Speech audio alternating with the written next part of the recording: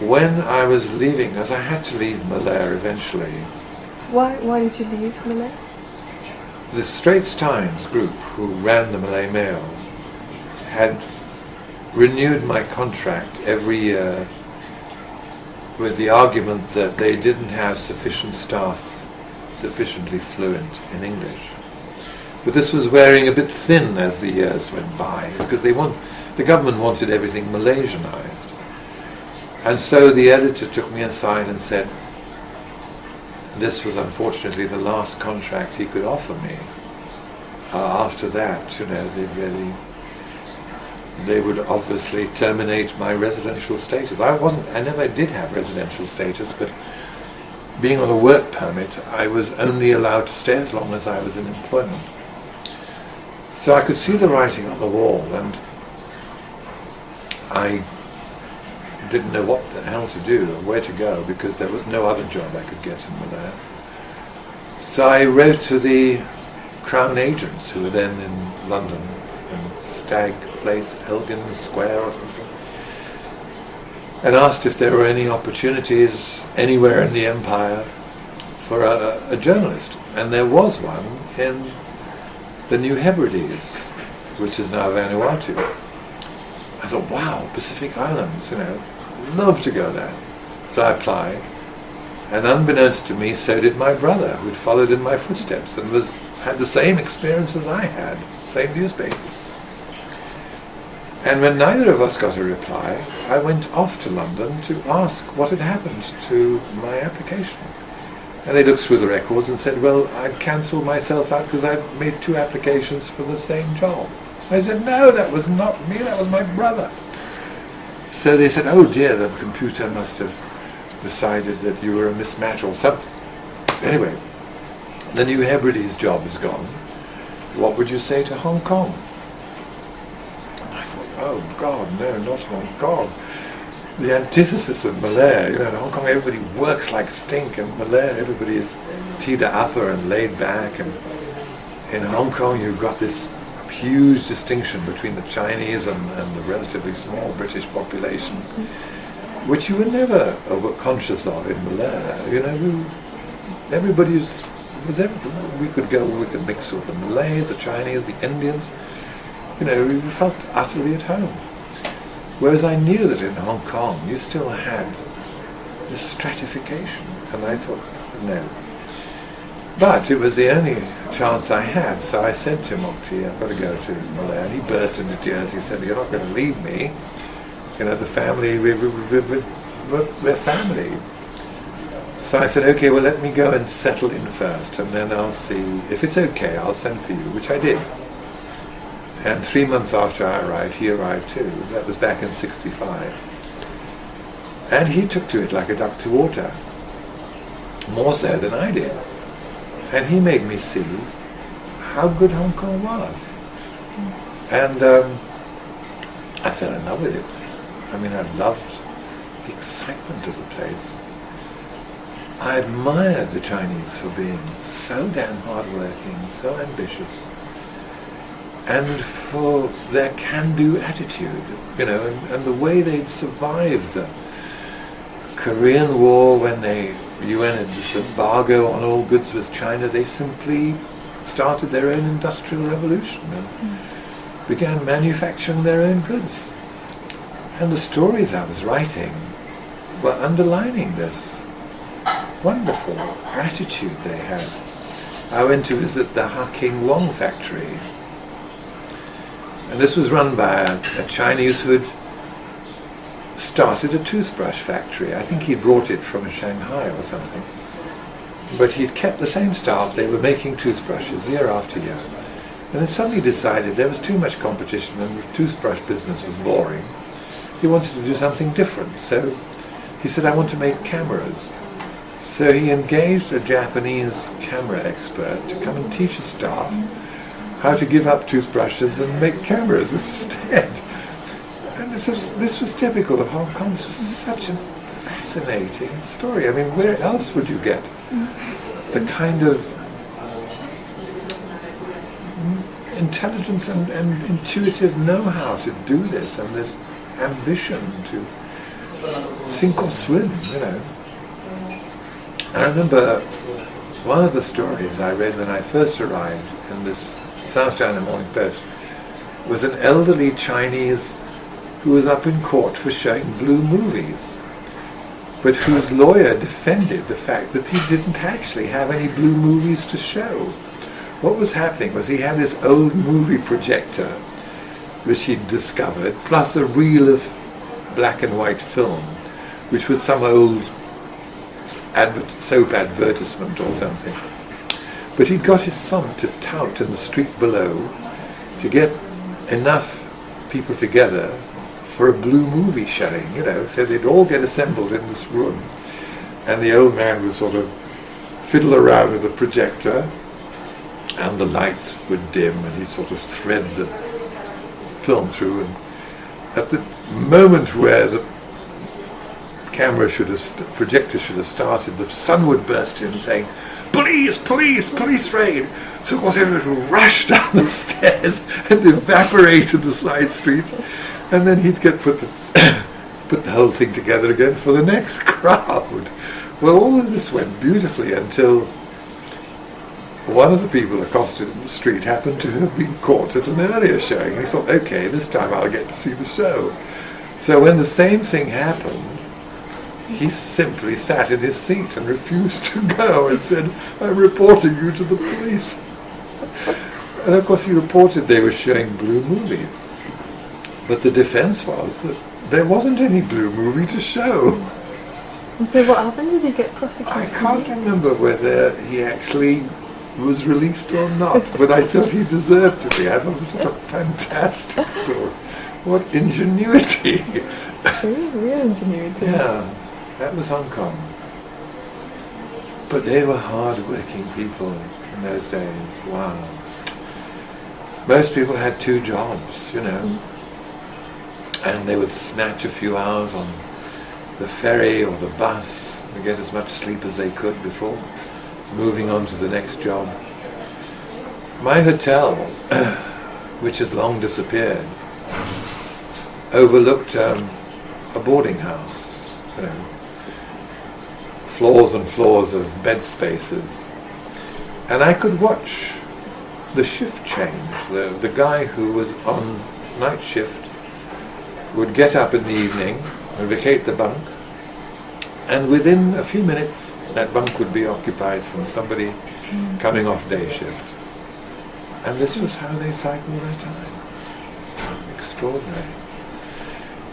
And I think also what led to the vitality of Hong Kong was the fact that home was not a place you lived in. Home was a place you simply kept your little store of effects. You lived in the street. The hard-working people of Hong Kong back in the 60s when I first arrived, mind you, before long, I was only here for 2 years before the Cultural Revolution caught up with us in '67, and that was a profound watershed in Hong Kong's history, I think, because until 1967 most of the people here were newly immigrant refugees from the mainland who were looking on Hong Kong as a sort of temporary transit centre before moving on elsewhere. They had their goals set on America or Australia or wherever.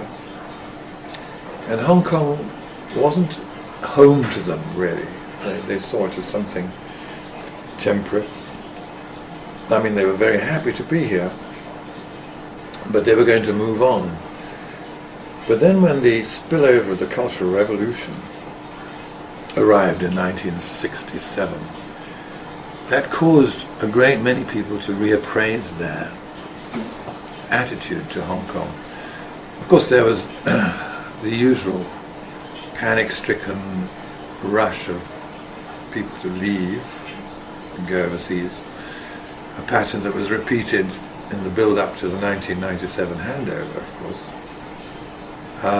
Although the exodus at that stage wasn't as big as it proved to be in the 80s. But those who stayed, I think, reassessed their attitude to Hong Kong and began to look upon this place as something of value to them. So that I think the 1967 spillover of the Cultural Revolution, ironically, was one of the forces for good, one of the beneficial things that happened to Hong Kong and changed the course of our history. What seemed an adverse circumstance at the time proved of long-lasting value. Just as the UN embargo on China goods during the Korean War in the early 50s had the same effect by forcing Hong Kong to change direction and to forget about being an entrepot dealing with Chinese goods and start manufacturing to survive. That was the beginning of the glory days of Hong Kong, really. So people in 1967, when they were faced with this turmoil caused by a few opportunist, leftist-leaning people in Hong Kong who thought this was their chance to topple the British administration and force China to take Hong Kong back earlier. When they assessed that really this was a minority group and many of them were acting under pressure because they were employed by communist agencies, they began a sort of resistance, a sort of backs to the wall effect that the Blitz had in London in the 40s. People sort of began to assert themselves with some pride and be glad to declare themselves to be Hong Kong people. And we found it very easy to muster support for the government's actions to deal with the problem. And once the government realized it had the public on its side, it acted with great firmness and very quickly put down the troubles. But at the time it looked a little dicey until people realized that, that these people weren't going to win in the end and China was not going to take over Hong Kong, despite their efforts. Because we had sane, rational people like Xu Enlai in Beijing who realized that Hong Kong was of value to China. It was China's only open door to the West. And that's why the food supplies from China continued, the water continued, and aside from giving a few superficial nods in the direction of the leftist sympathisers in Hong Kong, Chinese policies didn't really change. There was, of course, the sacking of the British embassy in Beijing, which was an ugly incident, but again that was stirred up by the ultra-leftists. And behind the scenes, people like Xu Enlai kept their heads and ensured that Hong Kong continued. But it had this amazing effect on the attitude of people here, because people began to question the system of government they had and take a greater interest in how Hong Kong was run and what this colonial government was actually doing, And we, from a public that to a large extent had behaved as if the emperor was far and the mountains were high, and as long as they could just carry on with their lives, they weren't going to be interested in politics. We suddenly changed into a population that were inquiring and inquisitive and wanted to know more about the way this place was run. So we started bridge building. We started things like the City District Officer Scheme, which transferred the old traditional village district officer system into the city areas and gave the government an ear to the ground to gauge what the public were feeling about their policies. And we got feedback from the public through district offices. And we could temper our decision making as a result, to see which would work best and which wouldn't, which would be acceptable and which wouldn't. And that became even better when we had these advisory bodies established to counsel us on all kinds of policies. I'm just looking at this interesting pigeon at the back. Not to worry, I'm sorry I was distracted. On all kinds of policies that affected education, industrial legislation, minimum wages, every topic in which government wanted to affect any change, we had an advisory committee made up of a very sound mix of people from different walks of life who were interested, involved in, or affected by these particular proposed changes. And they were excellent people to deal with. They were not looking for publicity. They were not politicians. They were doing it for the good of Hong Kong, not to get their names in the papers or to do anything like that, but because of really altruistic interest in the public state of the public affairs. And it was a wonderfully workable period for the Hong Kong administration. I think MacLehose, of course, was here to benefit from that sea change in public attitude. And he was the perfect leader for that time because he was a governor down to his fingernails, a patrician figure who looked good when he went out on his walkabouts, met the people, and he looked like a governor, you know, caring and concerned. And he did, a lot of things happened for the good of Hong Kong under MacLehose. So the 70s, during his governorship, were really the golden years for Hong Kong in the aftermath of that temporary hiatus caused by the Cultural Revolution. And it was a great time to be here, to see those changes. Did you kind of perceive any changes in the civil service once MacLehose came in?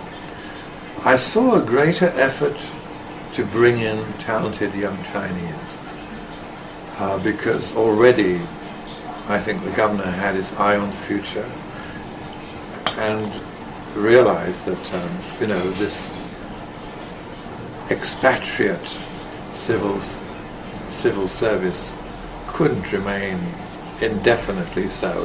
The time would have to come when Hong Kong was administered by Hong Kong people, and I think it began in the 70s. Not because we expected China to take Hong Kong back, but because we thought it was a natural way to progress, basically.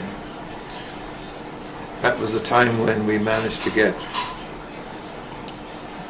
the word colony excised from the description of Hong Kong. Hong Kong became a territory. Did it just have quite negative connotations because of decolonisation or because of the Second World War? Colony was a bad word by then. And we wanted to downplay it as much as possible. So what had been the colonial civil service became just the civil service. The colonial secretary became the chief secretary. And in the information department, where we had to write about Hong Kong affairs, we were suddenly forbidden to use the word colony. We had to describe Hong Kong as a territory. But, you know, like, what else could you call it? It's not a city-state, although it behaved like one. So we just became a territory. a bit of a non-entity, really. It was difficult to define exactly what we were if we weren't a colony. So, interesting years. And then that was also the time when we began a massive public education campaign, because we seized the chance with the government and the public working closer together to teach people more responsible civic behaviour. Mokti? Yes. You're looking for Josie. Josie there? Josie! Mokti's looking for you. Sorry, interruption. Mokti's looking for you. Sorry. He's still recovering from his hospital spell. Yeah. So we began under McLehose again. We started with the Clean Hong Kong campaign, and that was one of the first things I had to do when I ceased being just another writer of feature articles. I was put into the publicity unit as Chief Information Officer in charge of publicity, and we ran the Clean Hong Kong campaign with Lap Sup Chung as our mascot. Lap Sup Chung was a sort of quasi-dragon-like feature that was designed by a colleague of mine, Arthur Hacker, who was in charge of our art department. He wanted to design something repulsive that the public would hate. Because Lap Sup Chung is an antisocial person who litters, you see, and this was the thing that we all had to get rid of, this habit of littering. So we had to get the Lap Sup Chung out of our lives. And I think Arthur based him on a sort of gremlin-like cartoon character from World War II, and gave him a green skin and orange spots. And we had life-size Lap Sup Chungs, some of them containing people suited up as Lap Sup Chung, making their appearances in public and being soundly kicked and thrashed by members of the public who wanted him out of their lives. That was fun. And we did the Fight Crime campaign, getting the public to report crime and inform us of any incidents or suspicious characters hanging around households, that sort of thing. Because at that time were the triads very prolific? They seem to be. I felt at that stage crime was more of a problem in Hong Kong than it is now. There were more burglaries, more hold-ups. And we tried to get on top of it by getting people not to simply knuckle down, but report crime anonymously. We had helplines and all sorts of things. And we waged war against drugs. We started the anti-smoking campaign. I worked closely with Judith Mackay, who has recently been decorated, of course, by the British Medical Journal, I think, for her lifelong commitment to the anti-smoking cause. And eventually the AIDS campaign, when AIDS became a problem. Did it become a big problem in Hong Kong? We set out very early to nip it in the bud, and we had an excellent medical department who foresaw what a problem it was going to be and acted very early to publicize the danger. And I was put in charge of this operation. And it was a difficult message to get over, because we were working in a climate where homosexuality was still illegal. But we had to we had to convey this message to the primary target, the gay community, in a way that would be acceptable to the public, and that's not an easy task, We had a few very circuitous television messages, announcements in the public interest, as we call them, which were pretty confusing. Nobody could understand who we were actually addressing in these messages, until the medical department arranged an interview for me to meet members of the young gay community in Hong Kong at a time when I had remained in the closet for so long myself, never daring to admit that I was a member myself.